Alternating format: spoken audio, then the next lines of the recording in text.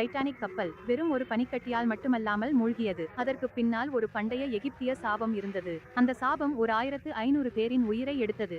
அந்த சாபம் என்ன? அந்த மம்மி யார்?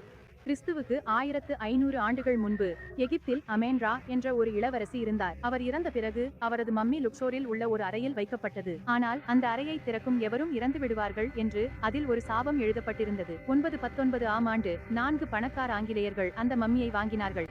அதை வாங்கிய சில மணி நேரங்களுக்குள் ஒருவன் பாலைவனத்துக்குள் சென்றுவிட்டு திரும்பவே இல்லை.